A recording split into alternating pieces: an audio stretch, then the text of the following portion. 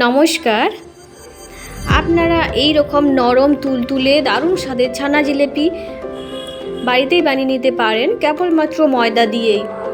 এগুলো খেতে কিন্তু দারুণ স্বাদের হয়ে থাকে। এই দেখুন, আমি একটা আপনাদেরকে কেটে দেখিয়ে দিচ্ছি এটা কতটা নরম এবং কতটা রসালো হয়েছে,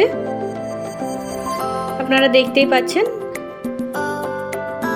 দেরি না করে চলুন বানিয়ে নেওয়া যাক। তার জন্য আমি গ্যাসের উনুনে একটা কড়াই চাপিয়ে দিয়েছি, আর এই কড়াইয়ের মধ্যে আমি 3 কাপ মতো জল দিয়ে দেব।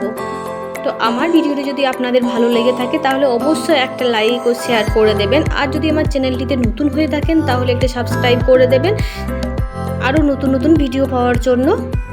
আর এই জলের মধ্যে আমি দিয়ে দেব 1 চামচ, বড় 1 চামচের মতো চিনি, আর সামান্য 1 চিমটে নুন, আর 1 চামচ মতো দিয়ে দেব সাদা তেল।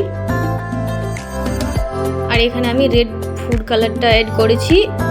এখানে আপনারা ফুড কালার নাও দিতে পারেন, তো ফুড কালার দিলে এটার কালারটা একটু খুব সুন্দর আসে, তার জন্য আমি এখানে রেড কালার দিয়ে দিয়েছি। আর দিয়ে দেবো 1 চামচ মতো ভ্যানিলা এসেন্স। এখানে ভ্যানিলা এসেন্স দিলে এটার ফ্লেভারটা খুব সুন্দর আসে। আর এখানে আমি পরিমাপ করে নিয়েছি 1 কাপ মতো ময়দা। এরপর আমি ময়দাটা জলের মধ্যে দিয়ে ভালো করে এটা মিশিয়ে নেব। এইভাবে আমাকে অনবরত নাড়াচাড়া করে এটা মিশাতে হবে, নাহলে দোলা পাকিয়ে যাবে। আর একটু সামান্য দোলা পাকিয়ে গেলেও কোনো চিন্তা নেই, এটা ভালো করে মেখে নিলেই দলাগুলো ছাড়িয়ে যাবে। এটা একটু শক্ত শক্ত হয়ে এলে এটা আমি নামিয়ে নেব।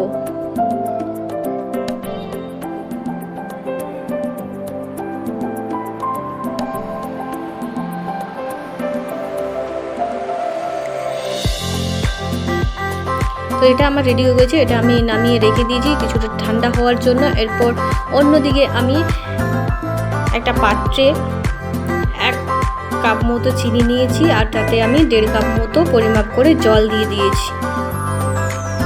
চিনিটা ভালো করে গুলে এলে এটা আমি আবারও 2-3 মিনিট মতো ভালো করে ফুটিয়ে নেব। আর এটার শিরাটা অতটা বেশি বানানোর প্রয়োজন নেই, হাতে একটু চিপচিপে হলেই এটা আমি বন্ধ করে দেব। এই পর্যন্ত আমার এই যে ময়দাটা খুব সুন্দর ঠান্ডা হয়ে এসেছে, বেশি ঠান্ডা যেন না হয়। আর এখান থেকে আমি দিয়ে দিয়েছি বড় 1 চামচে কর্নফ্লাওয়ার 1 চামচ, আর দিয়ে দিয়েছি 2 চামচ মতো গুঁড়ো দুধ। এরপর এটা আমি ভালো করে হাতের সাহায্যে সুন্দর করে সবটা মিশিয়ে নেব। এটা হাতের সাহায্যে ভালো করে মেশাতে হবে কিছু সময় ধরে।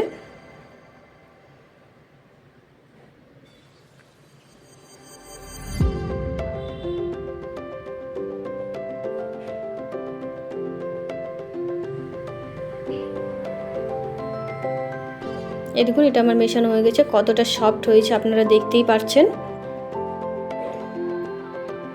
এরপর এটা থেকে আমি ছোট ছোট লুচির মতো একটু লেচি কেটে নেব।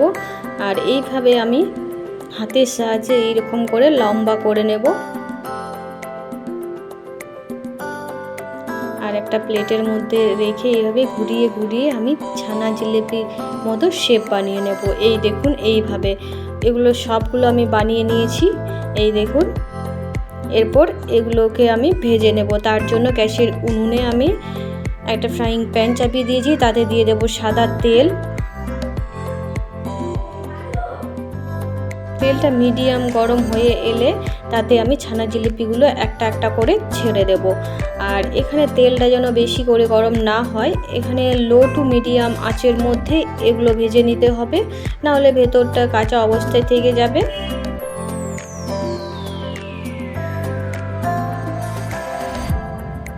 তো এখানে আমার অনেকগুলো হয়ে গেছে, একবারেই সবগুলো আমার নিয়ে নিয়েছে এখানে। এইভাবে আমি হালকা হাতের সাহায্যে উল্টে পাল্টে এগুলোকে গোল্ডেন ব্রাউন কালার করে ভেজে নেব।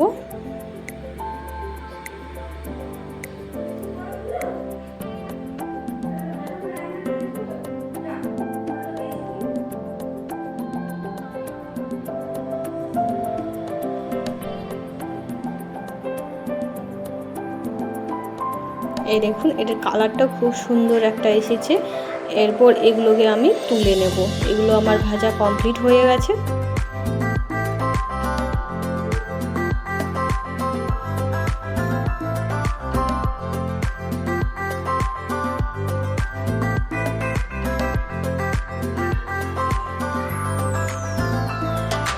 এগুলো তুলে নিয়ে আমি এই যে চিনির শিরার মধ্যে দিয়ে দেব।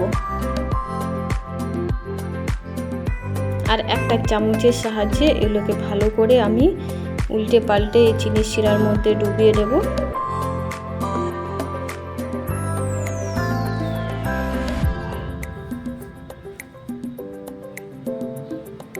তো আপনাদেরকে আবারও মনে করে দিই, আপনারা যদি চ্যানেলটিতে নতুন হয়ে থাকেন তাহলে অবশ্যই একটা সাবস্ক্রাইব করে দেবেন।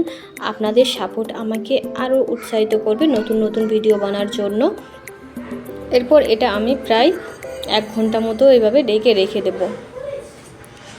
1 ঘন্টা পর দেখতেই পাচ্ছেন এখানে চিনির সব রস এগুলো টেনে নিয়েছে আর এগুলো ফুলে ডবল হয়ে গেছে। এগুলো খেতে কিন্তু একদম বাজারে কেনা ছানা জিলাপির মতোই হয়ে থাকে।